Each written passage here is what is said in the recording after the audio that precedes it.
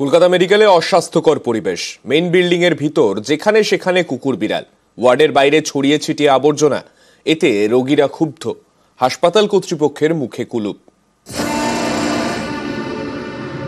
Kolkata medical রাজ্যের গুরুত্বপূর্ণ হাসপাতাল, যেখানে প্রতিদিন শয়ে শয়ে রোগী শরীর স্বাস্থ্য ঠিক করতে যান, সেখানেই অস্বাস্থ্যকর ছবি। হাসপাতালের মধ্যেই ঘুরে বেড়াচ্ছে কুকুর বিড়াল, কোথাও পড়ে আবর্জনা। কলকাতা মেডিকেলের এটা মেন বিল্ডিং, হেরিটেজ এই বিল্ডিং এর ভিতরেই ঘুরে বেড়াচ্ছে কুকুর বিড়াল। ওয়ার্ডের বাইরে ছড়িয়ে ছিটিয়ে আবর্জনা, ফেলে দেওয়া খাবার, রয়েছে মেডিকেল ওয়েস্টও।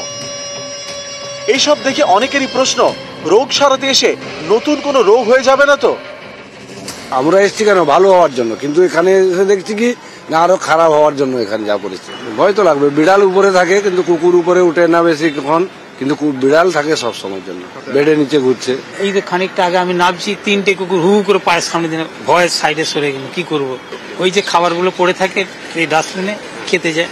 সমস্যা তো আছে, কিন্তু সেই সমস্যা কে মেটাবে? এখানে তো পয়সা ছাড়া কোনো গান নেই, কিছু করার নেই তো। আমরা চাইছি পেশেন্ট আমাদের যাতে ভর্তি হয়ে যাক, যাক চিকিৎসাটা পায়। ওয়ার্ডের মধ্যে কুকুর বিড়াল ঘুরে বেড়াচ্ছে, বিড়ালটা এমন পেশেন্টের বেডে উঠে পড়ছে, এই জিনিসও দেখা যায়। একটা হাসপাতালের পেশেন্টরা যখন তারা তাদের চিকিৎসার জন্য আসছেন, সেখানে কুকুর বিড়াল দেখা যথেষ্টভাবে ঘুরে বেড়ানো, এবং সেখান থেকে আরো বিভিন্ন ইনফেকশন ছড়ায়, সেকেন্ডারি ইনফেকশন হয়। কুকুর বিড়াল কামড়ায় র্যাবিস, সে তো অত্যন্ত ভয়ানক, আমরা জানি। এই তো ঠিকই যে হচ্ছে ওয়ার্ড সংলগ্ন এলাকা, এই সমস্ত জায়গাতে হচ্ছে অত্যন্ত নোংরা আবর্জনা, নিয়মিত পরিষ্কার হয় না, পরিষ্কার হলেও তো ঠিকঠাকভাবে হয় না, অত্যন্ত দায়সারাভাবে হয়।